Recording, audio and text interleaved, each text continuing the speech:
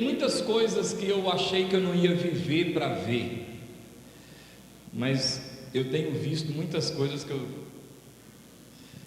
vivi para ver. Eu vivi para ver carnaval sem carnaval. Cara, eu nunca pensei que no país, considerado o país do futebol e do carnaval, a gente não ia ter carnaval. Deus é muito bom, viu? Nem parece que é carnaval. Ou se essa moda pegar, vai ser bom demais, viu? Glória a Deus, viu? Só o tanto de crente que fica firme, né? Isso é bom demais. Porque tem crente que desvia no carnaval, cara. Eles arrumam uma briga perto do carnaval, que é exatamente para... eu estava de cabeça quente, né?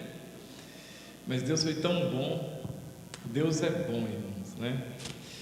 Meus irmãos, abra sua Bíblia comigo. Eu quero ler, nós vamos mudar aí, está Neemias, capítulo 6.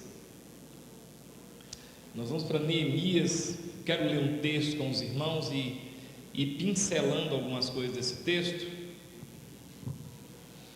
Uma mensagem assim, bem simples, só para a gente ir mesmo tirando aqui algumas verdades.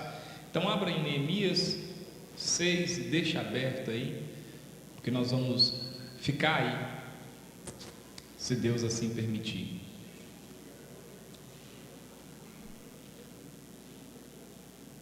Neemias, livro do profeta Neemias, está aí um tiquinzinho antes de Salmos, de Jó, de Salmos é mais fácil, você vai para Salmos e vai para a esquerda devagarzinho, que você vai achar, aí você passa Jó, aí você vai encontrar ele aí, Neemias, capítulo 6,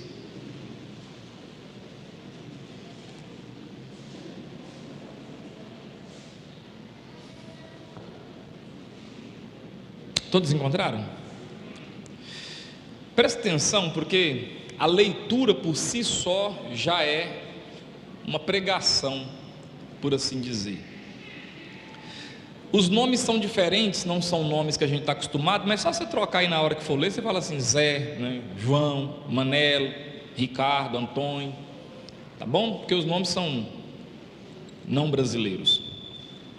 Tendo ouvido Sambalate, Tobias e Gesem, o arábio, e o resto dos nossos inimigos, que eu tinha edificado o muro e que nele já não havia brecha nenhuma, ainda que até esse tempo não tinha posto as portas nos portais, Sambalate e Gesem mandaram dizer-me: vem, encontremo-nos nas aldeias no vale de Ono, porém intentavam fazer-me mal.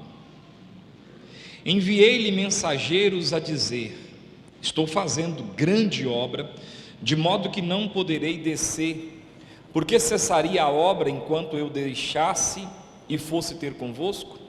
4 vezes me enviaram mesmo pedido, eu, porém, lhes dei sempre a mesma resposta.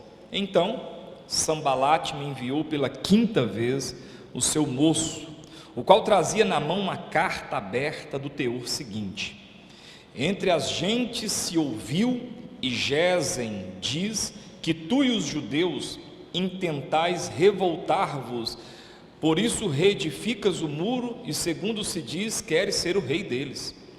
E pusestes profeta para falarem a teu respeito em Jerusalém, dizendo: este é o rei de Judá. Ora, o rei ouvirá isso, segundo estas palavras: vem, pois, agora, consultemos juntamente. Mandei dizer-lhe: de tudo o que dizes, coisa nenhuma sucedeu. Tu, do teu coração é que o inventas, porque todos eles procuravam atemorizar-nos, dizendo: as suas mãos largarão a obra e não se efetuará. Agora, pois, ó Deus, fortalece as minhas mãos. Tendo eu ido à casa de Semaías, filho de Delaias, filho de Meetabel, que estava cercado, disse ele: vamos juntamente à casa de Deus, ao meio do templo, e fechemos as portas do templo, porque virão matar-te, aliás, de noite virão matar-te. Porém eu disse: homem como eu fugiria? E quem há como eu que entre no templo para que viva? De maneira nenhuma entrarei. Então percebi que não era Deus quem o enviara. Tal profecia falou ele contra mim por Tobias, porque Tobias e Sambalate o subornaram. Por isso o subornaram para me atemorizar e para que eu assim viesse a proceder e a pecar, para que tivesse motivo de me infamarem e me vituperassem. Lembra-te, meu Deus, de Tobias e de Sambalate no tocante a estas suas obras, e também da profetisa Noádia e dos mais profetas que procuram atemorizar-me. Acabou-se, pois, o muro aos 25 dias do mês de Elul. Em 52 dias sucedeu que, ouvindo-o, todos os nossos inimigos temeram, todos os gentios, nossos circunvizinhos, e decaíram muito no seu próprio conceito, porque reconheceram que por intervenção de nosso Deus é que fizemos essa obra. Também naqueles dias, alguns nobres de Judá escreveram muitas cartas que iam para Tobias, e cartas de Tobias que vinham para eles, pois muitos em Judá lhe eram aparentados, porque era genro de Secanias, filho de Ará, e seu filho Joanã se casara com a filha de Mesulão, filho de Berequias. Também das suas boas ações falavam na minha presença, e as minhas palavras lhe levavam a ele. Tobias escrevia cartas para me atemorizar. Irmãos, esse texto é um texto assim tremendo, porque ele tem revelações aqui, ele tem coisas aqui que são muito profundas para a vida e para o dia a dia.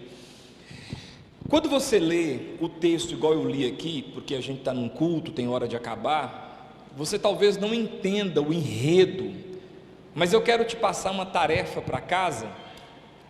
Esse livro tem 13 capítulos, salvo por engano, deixa eu ver aqui, são 13 mesmo?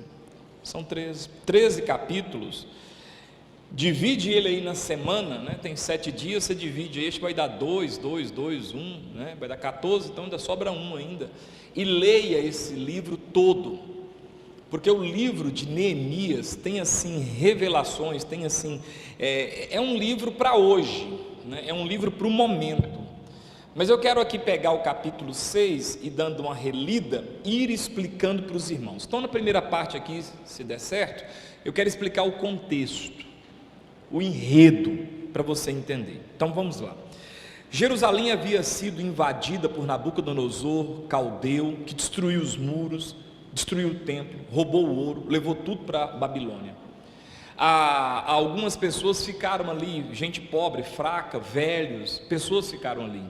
Inimigos vizinhos, porque agora não tinha mais limites de muro, começaram a entrar dentro do território e começaram a impor as suas ideias, até casaram povo de Deus com o povo não de Deus. Você vê aí que um era genro do outro, e eles tinham maior amizade um com o outro. Neemias, um dia que o seu irmão Hanani tinha chegado de Jerusalém, Neemias era copeiro do rei, lá, Assuero, lá do Império Medo-Persa, né, porque o babilônico já havia caído, o Medo-Persa agora que estava no poder. Então Neemias chega e fala para Hanani: como é que está lá o nosso povo? Como que está Jerusalém? Aí o Hanani, que é irmão do Neemias, fala: olha, os muros estão destruídos, as raposas entram e saem, demonstrando assim, não tem nenhum tipo de resistência, o povo está casando com pessoas de outra nação, o culto ao Senhor está suspenso, está uma bagunça. Diz a Bíblia, no capítulo 1, que Neemias se pôs a chorar e a lamentar e a jejuar, e ficou ruim, ficou triste demais, ele ficou abatido, ele ficou para baixo. Então ele intentou no coração o desejo de ir colocar algumas coisas em ordem. Esdras, que é um livro que está aí um pouquinho antes de Neemias, ele já tinha ido na frente. Esdras tinha ido na frente, e Esdras foi com o intuito de mexer no templo, arrumar. O templo estava também caído, e Esdras então vai na frente para tentar arrumar. Só que Esdras arrumou o templo, mas a cidade continuou aberta, a cidade não estava, os muros estavam derribados. Então Neemias pede favor ao rei, o rei, achando graça aos olhos de Neemias, libera Neemias, manda gente com ele. Então logo depois que o Esdras chega, o Neemias chega, e o Neemias chega com um intuito. Se você for ler a carta, o livro, você vai ver. Neemias chega e de madrugada ele levanta e ele dá uma supervisionada em todas as cercanias do muro de Jerusalém, e ele fica assim, os escombros estão do jeito que estavam quando caiu, do jeitinho que estava há 70, 80 anos atrás, continuava do mesmo jeito, nem tirar os entulhos o povo tirou. Então aquele trem estava fazendo quase 100 anos que os entulhos estavam lá. Aí Neemias olhou aquilo e falou: não tem lógica de ficar desse jeito, é por isso que está essa bagunça, preciso colocar ordem nisso. Então Neemias reúne o povo, e quando depois você lê a carta, quando ele reúne o povo, ele reúne velhos, crianças, mulheres, homens, e Neemias tinha uma coisa interessante no seu perfil, porque quando você pega a história do Esdras, que é um pouco antes, Esdras ele é um camarada mais melancólico, ele chora, ele fica todo sabe, choroso. Esse Secanias aqui que a gente vai descobrir que é genro, né, que é genro, sogro, né, melhor dizendo, dos inimigos de Israel, dá nele uma chamada de atenção, levanta para tal. Só que o Neemias ele é um tanto quanto diferente do Esdras. O Neemias ele tinha mais peito para a coisa, ele não baixava fácil não, ele tinha uma visão, ele tinha uma missão no coração, e não importasse o que levantasse contra ele, ele ia fazer aquilo, e você vê no desfecho do livro que ele faz. Então Neemias chega, o povo acostumado com Esdras, que chorava, que ficava quietinho, e vai fazer a mesma coisa com Neemias, só que com Neemias eles morderam no arame, porque Neemias tinha uma postura mais enérgica. Então Neemias reúne todo o povo e começa falando: olha, está tudo errado, não tem condição de vocês não terem tirado nenhum entulho do muro, que Nabucodonosor já morreu. O império agora não é mais caldeu, babilônico, o império agora é medo-persa, quer dizer, outro imperador já se levantou, e os entulhos estão do mesmo lugar que Nabucodonosor derrubou há quase 100 anos atrás. Não, vamos dar um jeito. E ele pega e arregimenta todo mundo, velho, mulher, criança, comerciante, nobre, pobre, todo mundo é para trabalhar, e acabou, e é para fazer, eu não quero acordo não. Só que quando Neemias começa a fazer isso, os inimigos, Sambalate, aqui a lista tem aqui no começo, né? Sambalate, Tobias, Gésem, o Arabeu, alguns profetas, ele até cita aqui a Noádia, uma profetisa falsa, uma mulher que recebia, e aí tem também aqui um camarada que chama ele para ir no templo, só que tinha por trás daquilo tinha o Semaías, né? Tinha todo um enredo de suborno, e o intuito, fazer Neemias parar de construir o templo que ele o muro que ele estava construindo.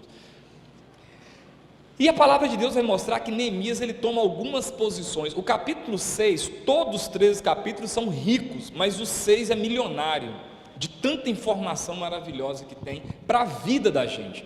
E como que você aplica isso aqui? Você aplica isso aí aqui em tudo na sua vida, seja qual for aquilo que você entende que você precisa fazer, aquilo que você tem como uma missão de Deus para a sua vida, ou como uma percepção para você fazer, esse capítulo ele encaixa. Então vamos fazer uma leitura e eu vou pincelando com vocês no tempo que eu tenho.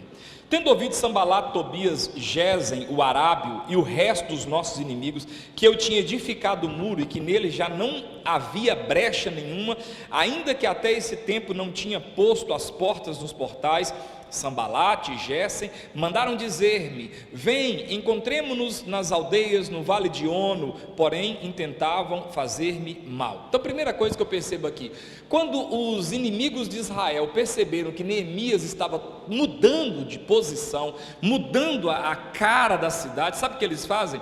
Eles começam a ficar com intenção de parar isso. Isso acontece na vida da gente. Olha, uma pessoa converte, ela vem para Jesus, ela parou de beber, e parece que aqueles Sambalates, Tobias e Gésem, os arábios, começam a se levantar com piadinha, com crítica. Repara para você ver se não é. Se você tomar uma posição na sua vida e falar: não, eu vou mudar de vida, eu vou parar de beber, eu vou parar dessa, sabe, essa começão desenfreada que eu estou com ela, eu vou começar a ter uma postura, eu vou começar a economizar, eu vou começar a pensar de forma diferente, ou é na hora, levanta, sempre vai levantar Sambalate, Tobias, Gesem e o Arábio, sempre vai levantar alguém para falar, mas para quê? Mas você mudou, mas você agora é só isso, mas você agora é só aquilo. Vai percebendo o enredo do texto. Quando foi que esses homens começaram a se levantar? Vou ler mais uma vez. Tendo ouvido Sambalate, Tobias e Gesem o Arábio e o resto dos nossos inimigos, que eu tinha edificado muro, e que nele não havia mais brecha nenhuma. E ele diz, ainda que eu não tinha terminado, mas eles ouviram isso, eles ficaram eufóricos, eles ficaram doidos, e eles começaram a mandar carta. Pode ler o texto aí se eu estou mentindo. Começaram a mandar carta, mandar amigo dizer, mandar gente chamar. Então a primeira lição que eu tiro aqui é: se você deixar os muros derrubados ou derribados, ninguém vai falar nada. Se você continuar perdendo seus dentes da boca, gastando seu dinheiro à toa, indo todo final de semana para a roça de um amigo, comer uma galinha caipira, beber 1 litro de cerveja, tomar 1 litro e 51, olha, ninguém vai falar nada contra você. Você é o parça, você é legal, você é o cara bacana, você pita um baseado, você fuma cigarro, você fala palavrão, você está legal, seus parentes vão bater nas suas costas. Mas se você começar a levantar os muros e fechar as brechas, mas você pode anotar de caneta, e eu deixo você bater da esquerda e da direita da minha cara, se não levantar oposição contra você. Olha, pode me dar um tapa na fuça, se não levanta gente para falar com você assim, que é isso agora, não é mais dos amigos, agora está lá o pastor te enganando, está lá o pastor te fazendo lavagem cerebral, é não sei o que, é porque você não ama mais a mamãe, porque você não ama mais o papai, porque você está desprezando, aí começa, sabe, essas palavras aqui, ó. Mas sabe por que isso está acontecendo? É porque eles ouviram falar que você fechou as brechas e levantou os muros, é porque estão vendo que algo está acontecendo na sua vida, e que sua vida começou a mudar. Porque o Evangelho, irmãos, ele não é um entretenimento, ele é uma mudança de vida. Mudança é uma transformação. E aí o que acontece? Versículo 2: Sambalate e Gesem mandaram dizer-me: vem, encontremos nas aldeias no vale de Ono. Olha, eles estão em Jerusalém, eu não sei onde fica esse lugar aqui, ainda vou descobrir, mas eles falam assim, ó, desce aqui, vamos pegar a nossa região aqui, né? Está em Lagoa da Prata, ele tem que trabalhar aqui, mas aí sabe o que Gerson e Samba, desce aqui em Moema, vamos conversar com você, desce aqui em Arcos, vem comigo em Japaraíba, tem uma galinha lá, vamos encontrar lá para trocar uma ideia. Só que aí o Esdras fala assim no versículo 2, finalzinho, porém intentavam fazer-me mal. Segunda coisa que eu aprendo e quero ensinar para vocês, olha para mim, aprenda a ter discernimento. Você pode repetir comigo? Discernimento. Para de ser o bobão, para de acreditar que todo mundo tem o mesmo coração igual o seu. Tem um personagem que eu achei muito legal, José no Egito. Tem 1000 coisas positivas para falar de José, mas eu tenho algumas negativas. Ou José sabia que os irmãos dele tinham ódio dele, ou José sabia. Se eu sei, José não sabia? Mas aí, sabe, José vai se aproximando, você parecendo um frangão, sabe? E os irmãos, lá vem o tal sonhador, lá vem esse idiota desse irmão nosso, vamos pegar ele, vamos jogar na cisterna e vamos falar para o pai que um bicho comeu ele. E pegaram ele e venderam como escravo.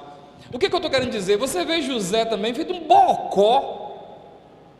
Você não precisa ter essa atitude do José.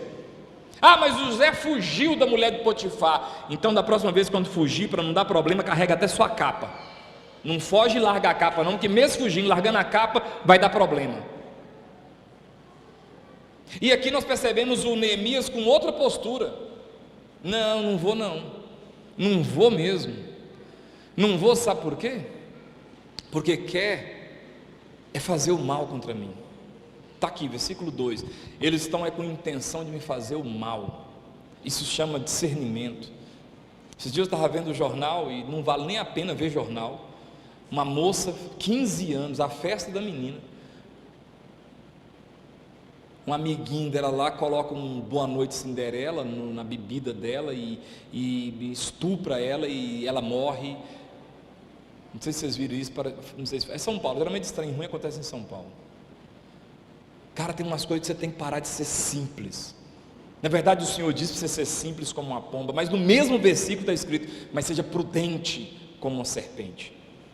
Você tem que pôr um pouquinho, eu não sei, por falta de uma palavra certa, eu vou colocar a palavra malícia. Eu não sei se essa palavra seja melhor, mas tem que pôr um pouquinho de malícia nas coisas. Neemias está nos mostrando aqui, vem cá para a gente comer uma galinha aqui em Japaraíba, o lugar chamava ONU, eu não sei onde é isso, mas vem cá em Japaraíba, vem cá em Arcos, vem cá na Calciolândia, para a gente ter um sítio aqui. E ele falou, o quê? Esse povo quer fazer o mal contra mim, não vou não, está armando contra mim. E aí versículo 3 diz assim, enviei-lhes mensageiro a dizer, estou fazendo grande obra, de modo que não poderei descer, porque cessaria a obra, enquanto eu deixasse e fosse ter convosco? Não, eu não vou. Olha, eu estou envolvido numa grande obra, não, eu tenho um concurso para eu passar, não, eu tenho uma prova de legislação para eu enfrentar, não, eu tenho um exame de rua para eu fazer, não, eu vou fazer vestibular, não, eu tenho o Enem para fazer, não, eu estou lendo um livro, não, eu tenho culto para ir, eu tenho outra coisa para fazer, e eu não vou deixar de fazer o que eu acho importante para eu fazer, para ir ter com vocês, sabendo que vocês estão querendo é meu mal. Aí agora isso aqui, um terceiro ensinamento, eu percebo aqui, é perseverar na direção que Deus te deu. Sabe qual é o nosso problema? A gente fica igual o lobo. Dizem que o lobo-guará, ele sai e ele fala assim, um exemplo, digamos que lá no lobo, no seu pensamento lobático, ele fala assim, eu vou lá beber água no rio. Então ele sai aqui para ir beber água no rio, de repente um grilo pula, aí ele come grilo, ele fica doido, ele vai atrás do grilo, ele pega o grilo e come. Quando ele levantar a cabeça, está virado para lá, ele estava indo para lá, agora ele está virado para cá, agora ele vai para cá. Aí de repente ele vê um sapo, uma pererequinha, um sapinho, ele corre atrás, aí o sapo tem um leite ruim, ele não mexe com esse trem não, aí ele já levantou a cabeça para cá. No final ele não tem direção, no final ele não sabe para onde ele vai. Entra na internet e vê, por exemplo, um coiote andando, vê para você ver esse pessoal, esses canídeos, desse tipo de animal, eles não têm direção não. Ele está indo aqui assim, daqui a pouco repara para você ver, aí ele vira assim, porque parece que não tem. Neemias falou, não cara, não vou, porque eu tenho um propósito aqui, eu tenho uma direção na minha vida, eu não quero. Quem está entendendo, irmãos? Estava crente, bicho, estava de Deus, buscando a Deus, bastou um convite para o carnaval, pronto, desviou. Não, você não quer nada com Deus não, mãe. Estava ali numa linha de regime para segurar, para saúde, não, bastou alguém oferecer assim um bolo do pote, que ele pulou no pote igual o Chaves. Então eu preciso ter o quê? Direção, é isso que eu quero, eu tenho que discernir o que eu quero, não, eu vou construir os muros de Jerusalém, e não tem nada, nem ninguém, Neemias dizendo, que me tira desse foco. Isso não é obstinação, porque obstinação é você pegar uma coisa errada e botar a cabeça naquilo, está vendo que está dando errado, isso aí não é persistência, isso é obstinação, é gente obstinada. Gente obstinada é que o trem está dando errado e ele está indo, está dando errado e ele está indo, está dando errado e ele está indo, aí você é obtuso, obstinado. Agora, perseverança é o que? É quando alguém tem algo de Deus, algo bom para fazer, e apesar das dificuldades, ele continua naquela direção. Neemias não é obstinado, Neemias é perseverante. Aí Neemias fala, olha, eu não posso ir ter convosco. Você já parou para tentar fazer isso de vez em quando? Falando, eu não posso ir ter convosco. 4 vezes me enviaram o mesmo pedido, eu porém lhes dei sempre a mesma resposta. Aí presta atenção, então Sanbalate me enviou pela 5ª vez o seu moço, o qual trazia na mão uma carta aberta. Então o que eu aprendo? Eu tenho que ser perseverante naquilo que eu quero fazer, porque o inimigo também, ele não desiste, ele vai continuar. Não, mas você podia vir, não, mas você podia vir, não, mas você podia vir. Aí na quinta vez, diz a Bíblia assim, ó, versículo 6, do teor seguinte, manda uma carta aberta. Aí a carta, presta atenção. Entre as gentes se ouviu, e Gesem diz que tu e os judeus intentais revoltar-vos. Por isso reedificas o muro, e segundo se diz, queres ser o rei deles. E pusestes profeta para falarem a teu respeito em Jerusalém, dizendo: este é o rei em Judá. Ora, o rei mesmo lá da Síria, né? O rei da Síria. Ora, o rei ouvirá isto, segundo estas palavras: vem, pois, agora e consultemos juntamente. O que eles fazem agora? Se não bastasse os insistentes convites, elas agora mandam fake news, mandam uma notícia falsa, mandam uma invenção. Porque se tem uma coisa que mata a pessoa, é a pessoa falar que você fez uma coisa que você não fez. Isso te desestrutura.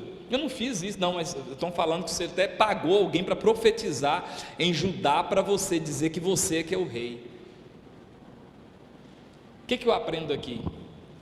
A palavra de Deus diz assim, que nos Salmos, ele fala assim, que o coração daquele que teme o Senhor está firme no Senhor, e ele não teme más notícias. Você tem que ter essa convicção, não temer más notícias. O seu coração está bem firmado no Senhor. Pergunta para o irmão: o seu coração está bem firmado no Senhor?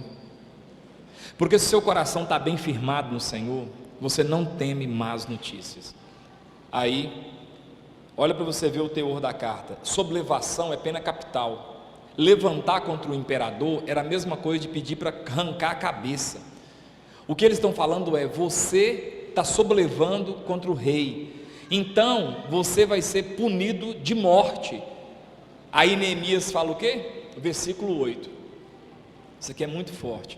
Mandei dizer-lhe, presta atenção: de tudo o que dizes, coisa nenhuma sucedeu, tu do teu coração é que o inventas, porque todos eles procuravam atemorizar-nos, dizendo: as suas mãos largarão a obra e não se efetuará. Agora, pois, ó Deus, fortalece as minhas mãos. O que eu aprendo aqui? Perdi até a conta. Eu aprendo aqui o seguinte: você tem que ter convicção daquilo que você tem que fazer, e você tem que ter convicção daquilo que de fato está no seu coração. Por exemplo, eu quero ser um advogado. Para quê? Para eu humilhar as pessoas, para eu defender o bandido e ganhar. Não, se você estiver querendo isso aí, Deus já te abandonou, já tem tempo. Eu quero ter uma condição financeira boa. Para quê? Para eu, curtir mesmo. Não, isso você vai ter o diabo te ajudando. Mas o que você quer mesmo? Não, eu quero isso porque eu tenho uma vocação, e dentro das condições eu quero ajudar pessoas, eu quero ajudar um parente a subir, a mudar de visão. Quem está entendendo? Aí já é Neemias não estava cercando a cidade para ser rei, ele sabia disso. Nem nos piores dos seus pensamentos tinha isso no coração dele. Neemias não queria ser rei coisa nenhuma, só que ele sabia disso. Aí a resposta de Neemias é o quê? Olha, eu acho lindo isso aqui, de tudo que dizes, coisa nenhuma sucedeu, tu do teu coração é que inventas. Por que Neemias deu essa resposta? Porque Neemias sabia o que tinha no coração dele. Se ele sabia que no coração dele não tinha aquilo, não importava o que o outro está falando. Irmãos, até eu me pego às vezes nesse erro aqui que Neemias está ensinando não fazer. Eu sei o que tem no meu coração, mas tem hora que eu acredito no que o outro diz do meu coração. Vai tomar banho, deixa de ser bobo, hein? Não, você tem que ter você está falando e tu inventas isso aí, porque eu nunca disse que queria ser rei de Israel. Eu vim cá reconstruir os muros. É isso que eu quero fazer, reconstruir os muros. Eu lembro quando ainda estava naquela pandemia, no auge, né? Que ainda está em pandemia, mas estava bem no auge, né? Naquela filosofia que todo mundo hoje sabe que foi só pataquara, porque essa ideia de travar tudo não resolveu o problema, não deixou de morrer o tanto de gente que ia morrer. Vocês sabem disso, que não adiantou, morreu gente e morreria gente, e não foi o caos que todo mundo pensou que seria. Porque de acordo com as primeiras notícias, o exército iria recolher pessoas mortas na rua. Não teve isso no Brasil. Você sabe que não teve. Você sabe que foi mídia. Você sabe disso. Mas é a mesma coisa aqui, ó. Eu lembro quando voltou, pode voltar aos cultos, tal, com cadeira. Eu lembro de ouvir gente dizer que eu queria voltar ao culto por causa disso, por causa daquilo. E no meu coração eu queria voltar ao culto porque eu sabia que um bando de crente ia desviar. Como de fato desviou. E vocês sabem, você conhece um irmão da nossa igreja que está desviado. Você conhece menos um, que eu conheço uns 20. Tem gente que eu estou vendo eles bebendo, com tristeza. Tinha texto que eu não entendia na Bíblia, agora eu entendo. Quando a Bíblia fala assim, quando o filho do homem vier, o amor de muitos esfriará. Eu ficava pensando, mas como que vai esfriar? E tal. Aí eu percebo que esfria mesmo. O amor esfria, o calor de congregar esfria. Essas coisas vão esfriando. Então, o que Neemias falou? Não, eu sei o que tem no meu coração, eu sei o que eu quero é reconstruir os muros de Jerusalém, eu não quero ser rei, coisa nenhuma, não tem isso no meu coração, não. Só que o Sambalate e o Tobias disseram que tinha. Alguém aqui já foi mal interpretado na sua ação? Alguém já teve? Levanta a mão aí quem já. Você fez alguma coisa? Você está querendo candidatar a vereador? Você está querendo candidatar, e por isso você está sendo bonzinho assim, né? Você está querendo pedir voto. Por isso que o tempo, ele é algo assim, primordial para tudo, né? Salomão diz que há um tempo determinado para cada propósito debaixo da terra, debaixo do sol, né? Debaixo da terra não. Então, Neemias falou, não quero ser rei, não, eu quero reconstruir os muros de Jerusalém, e isso eu vou fazer. Então eu não vou atrás de vocês, eu vou reconstruir os muros que eu vou reconstruir. E o que vocês estão falando aí, eu acho legal, ele fala assim, o que vocês estão falando aí, do teu coração é quem inventas. Você está inventando do seu coração. Aí o versículo 9 fala assim, ó, porque todos eles procuravam atemorizar-nos. Irmão, você sabia que o leão, ele tem um papel na caçada muito pequeno em relação à leoa? A leoa na savana africana, é a leoa que faz o pior papel, mas o leão tem um papel interessante, que é o que? É o rugido. A leoa não tem o rugido. Você já viu um leão, já viu o urro de um leão? Quem já viu? No circo, né, e tal, quem já viu? Eu lembro que lá em Pirapora chegou um circo pobre, esse circo bem pobre mesmo, com uns leãozinhos comedor de cachorro, trenzinho, sabe, com as orelhinhas cheias de sarna. Não era nem leão, não, aqueles peludos, era um leãozinho meia boca, um leãozinho tuberculoso, fraco, de circo pobre, meio comedor de costela de vaca. Mas o dia que eu vi, e eu estou falando de um leão bem tuberculoso, ele dá como diz o irmão, um esturrado, é alto, cara. E eu pensei, gente, eu imagino esse monstro lá na natureza, comendo gnu mesmo, bicho assim com sustância mesmo, com a goela boa. Como que não deve ser o rugido de uma fera dessa? O que o leão faz? O leão ruge, e quando o leão ruge, ele deixa as caças atordoadas, e aí a leoa faz o que? Monta estratégia para pegar. Está tudo muito bem, mas se o leão dá o rugido dele, quem já assistiu aqui o Rei Leão? Quando aquele leão dá um rugido lá naquela pedra, você não arrepiou não? Eu arrepio. Quem assistiu aqui Nárnia lá, que tem o leão lá, o Aslan, né? Aquela hora que ele bate os pés no chão assim, menino, que ele está morto, né? Que lá é uma crônica para pregar o evangelho, né? Aí ele está morto, depois ele ressuscita e uau, né? Caras, rapaz. Jesus é o leão da tribo de Judá, mas Satanás também trabalha como leão que ruge. Vocês lembram? Que Satanás está como leão que ruge, fazendo o quê? Procurando a quem possa tragar. Jesus é o leão, mas Satanás está como que se fosse um leão, fazendo o quê? Rugindo. Por quê? Porque a ideia do rugido é o quê? É atordoar a presa, é fazer a presa esquecer a direção e às vezes correr para cima do predador.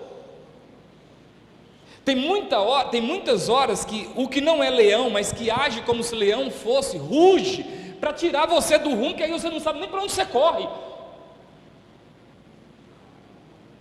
Se você prestar atenção hoje, é tanto como leão que ruge, rugindo, que as pessoas não sabem se elas congregam, não sei se pode congregar, porque agora tem que congregar em casa, porque agora esse negócio de igreja, eu sou igreja, agora inventaram, eu sou igreja, é porque eu sou igreja, eu nunca, cara, tem umas interpretações teológicas que elas são assim, idiotizadas, e o que me entristece é quando eu vejo gente da nossa igreja com essas coisas na cabeça. Eu sou igreja, eu não preciso mais de ir para a igreja, porque eu sou igreja.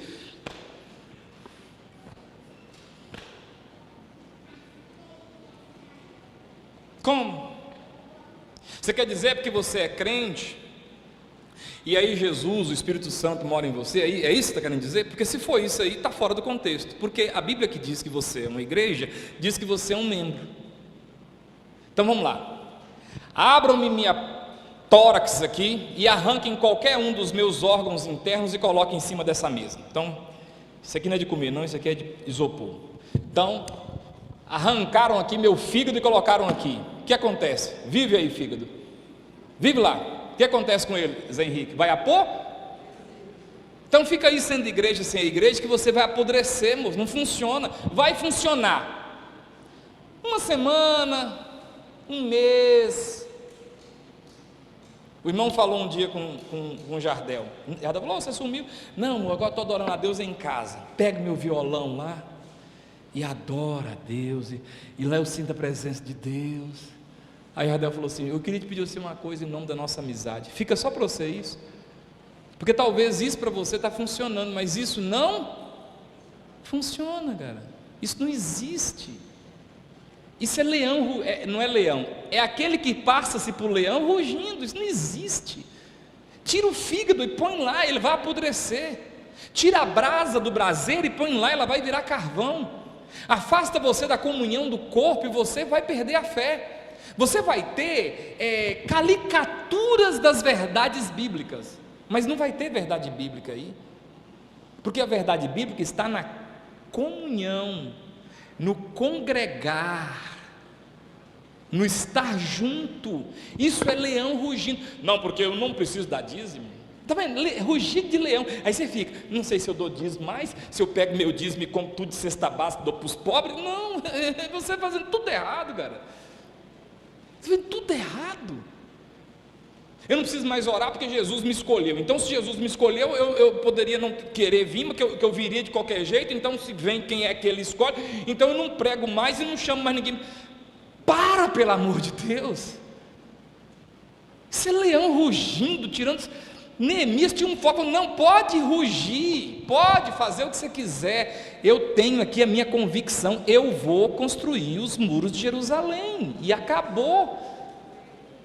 E dá o que der, cara, eu vou construir esses muros, nem que eu morra quando colocar o último tijolo. E você tem que ter essas coisas na sua cabeça, meu irmão. Não, eu tenho um propósito, não, eu vou honrar minha família, nem que chegue lá no final eu caia duro para trás. Não, porque você criar filho, você deixa de viver pelos filhos, depois os filhos te jogam no asilo. Cara, isso aí já é um problema de quem? De quem? Dos filhos, não é meu problema. Se Ravane me jogar no asilo, isso aí já é um problema de Ravane, não é meu. O meu é criar ele, o meu é fazer o meu. Quem está entendendo? Ah, não vou jogar papel no lixo não, porque tem muita gente que joga papel no chão. Se todo mundo pensar igual você, não vai precisar mais de lixeira não, por quê? Não, todo mundo está fazendo, mas eu não vou fazer porque eu tenho um propósito. Ah, não, eu quero ser feliz. Esse papo é o papo de qualquer pessoa que está partindo para o azar. Não, você não tem que ser feliz, você tem que obedecer o Senhor e seguir regras que a Bíblia estabelece, que parâmetros você vai adotando para viver. E uma das coisas que você precisa aprender a dizer para você é: não vou fazer isso. Está doido para ficar na cama, aí você tem que falar o quê? Não, tem que levantar para trabalhar. Então Neemias vai nos dando essa lição. Aí ele fala assim: vocês aqui tiram do seu coração essas coisas, mas eu sabia que eles queriam era enfraquecer minhas mãos. Versículo 9: as suas mãos largarão a obra e não se efetuará. Agora, aí ele faz uma coisa fenomenal no 9, ele ora. Sabe o que crente faz, irmãos? Crente ora. Dinheiro não resolve tudo, gente. Tem coisa que você tem o dinheiro, mas você não está orando, então não adianta. Eu lembro, eu acho que foi o melhor vice-presidente que o Brasil já teve. Como é que ele chamava? Ele era vice do Lula. O velhinho era bacana. Como é que ele chamava? Só porque o homem morreu, ninguém lembra o nome dele? Prova do Enem. Zé de Celso, Zé de Alencar, o véizinho que morreu de câncer, você não lembra não? O véizinho ficou internado no hospital. Aquele véizinho tinha o quê? Dinheiro. Mas o dinheiro dele não comprou a vida dele. Chegou o momento dele morrer. Ele estava no Sírio-Libanês. Eu não conheço Sírio-Libanês, mas parece que é um dos melhores vou dizer do Brasil, né? Não sei se é de outro lugar, mas do Brasil, um dos melhores. E ele morreu. O que eu estou querendo dizer para você é que tem coisa que é Deus fazendo a obra. Amém? E tem a Dona Maria que não tem R$1 para fazer nem o retirar de uma verruga, e Deus vai lá e cura ela com a mesma doença que o cara tem. Então ele orou: Senhor, eles querem enfraquecer minhas mãos. Então olha aqui, o versículo 9, agora pois, ó Deus, fortalece as minhas mãos. É tipo assim: ser comigo, Senhor, me ajuda. E aí o versículo 10 diz: tendo eu ido à casa de Semaías, filho de Delaias, filho de Metabel, que estava encerrado, disse ele: vamos juntamente à casa de Deus, ao meio do templo, e fechemos as portas do templo, porque virão matar-te. Aliás, de noite virão matar você, hoje eles vão te matar. Porém eu disse: homem como eu fugiria? Outra coisa que eu aprendo aqui: não é porque o Semaías era crente, e o convite do Semaías era um convite bacana, vamos para a igreja, vamos para a casa do Senhor, que o Semaías está sendo sincero, não. Aí mais uma vez eu vejo Neemias com uma coisa aqui que é necessário, sabe o que, irmãos? Discernimento. Engraçado, você quer que eu vá para o templo fugir desses caras? E a palavra dele aqui é muito legal. Eu disse assim para ele, versículo 11, né? Porém eu disse: homem como eu fugiria?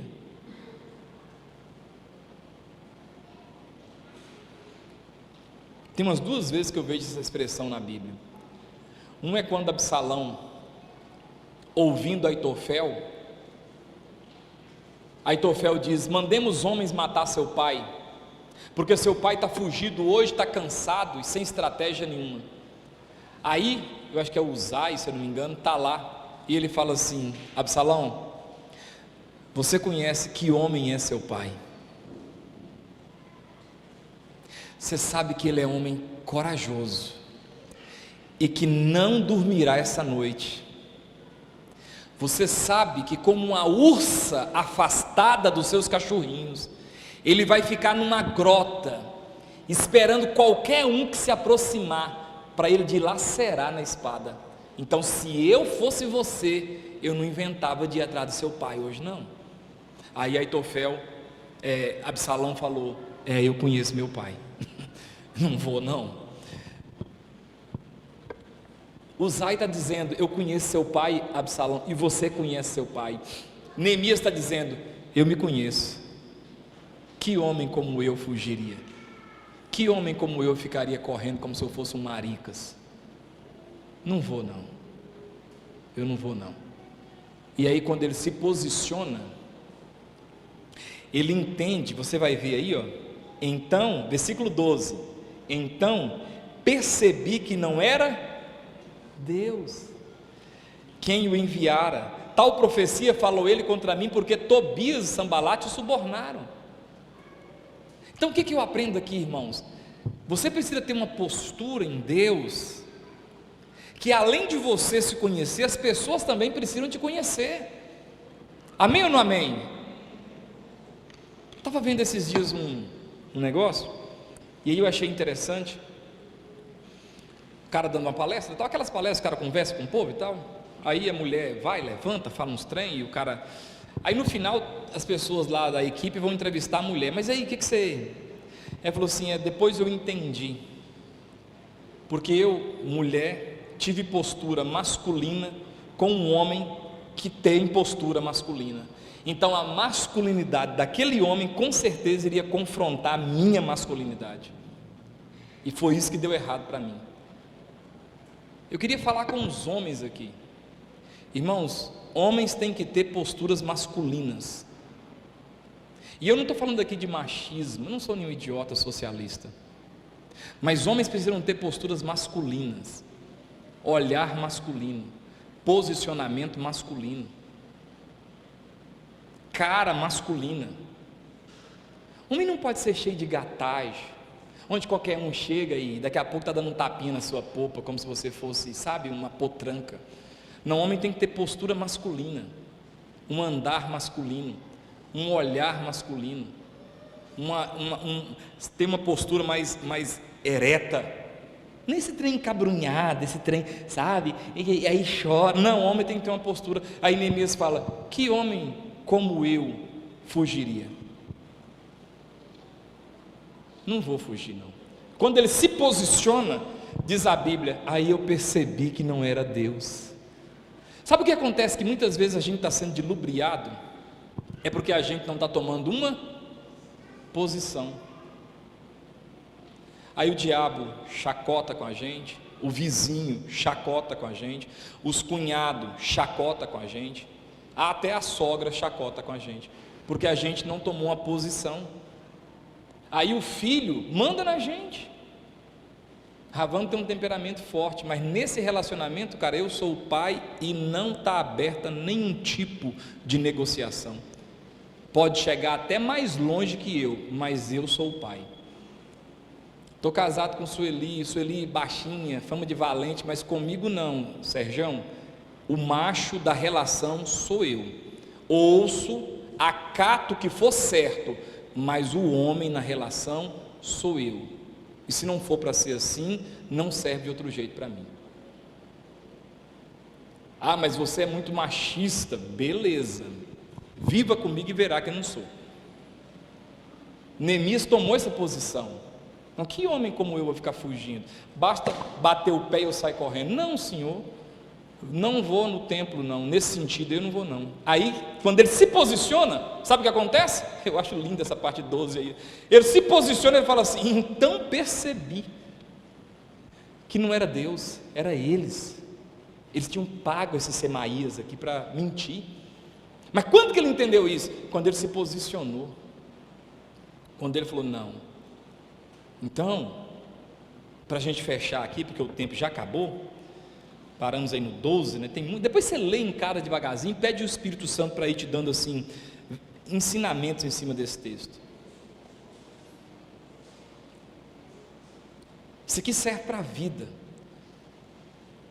Nesse mundo de autoajuda, essa aqui é uma ajuda do alto para você. Direções, posicionamentos, modo de olhar as coisas.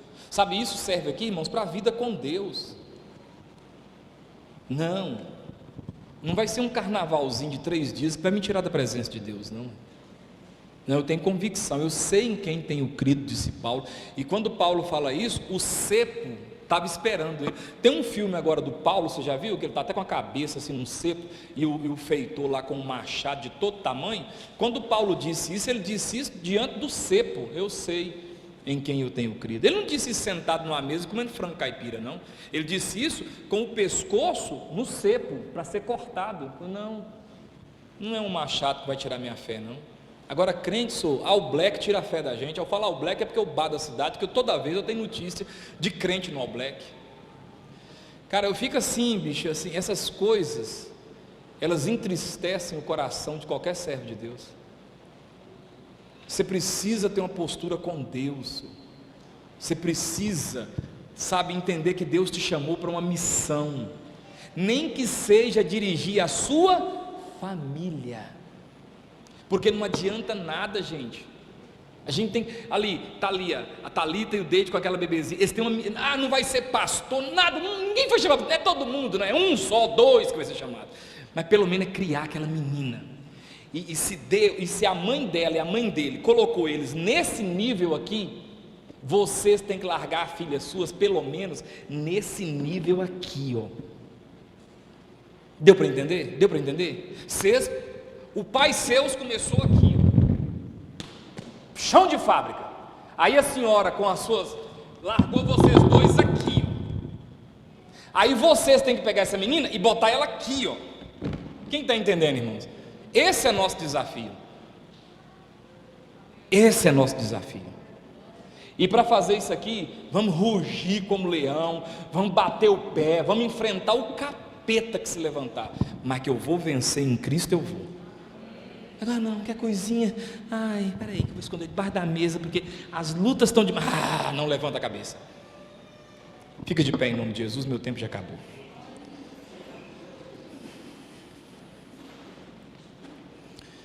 Tem uma música para a gente fechar aqui, só um pedacinho dela.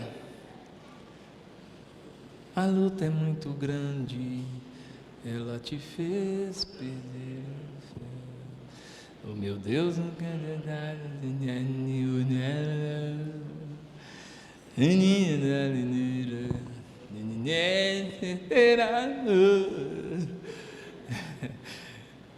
Isso é quando você não sabe cantar, você vai só no.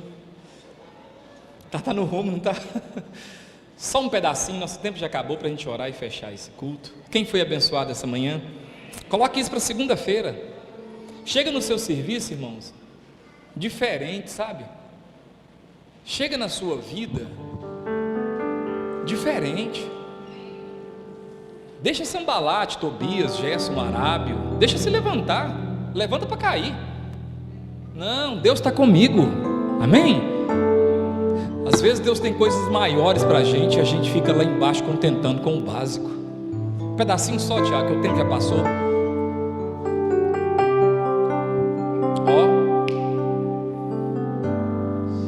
Está difícil, a multidão já lhe cansou e nunca falhou.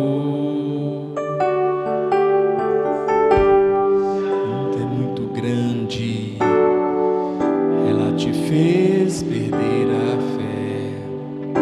O meu Deus na terra peleja por você. Onde há os seus olhos? Olha que lindo, olha. Quem tem promessas de Deus vence o mal. Levante os teus olhos e veja o sobrenatural. Quem tem promessas de Deus? Quem tem promessa de Deus vence o mal. Só esse pedacinho. Vence o mal. Não morrerei enquanto a promessa não se cumprir. Quem tem promessas de Deus não morre não, não desiste não. E tem a fé de Abraão. Não morrerei enquanto a promessa não se cumprir. Quem tem promessa de Deus não morre não, não desiste não. E tem a fé de Abraão. Senhor, em nome de Jesus, Abre nossos olhos para percebermos verdades espirituais. Nos ensina a vencer os obstáculos e os desafios da vida. Ajuda-nos a reter essas informações no nosso espírito. Nos dá, meu Deus, o entendimento de que o Senhor é, nas nossas vidas, o leão que ruge à nossa frente, aquele que fica fingindo-se de leão ao nosso redor, tentando impor medo em nossos corações.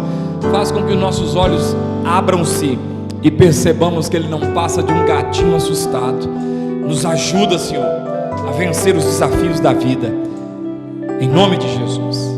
Que a graça de Deus, as consolações do Espírito Santo do Senhor e o amor de Cristo Jesus esteja sobre a sua vida, em nome de Jesus, amém. Deus abençoe sua vida. Levante os seus olhos, glória a Deus.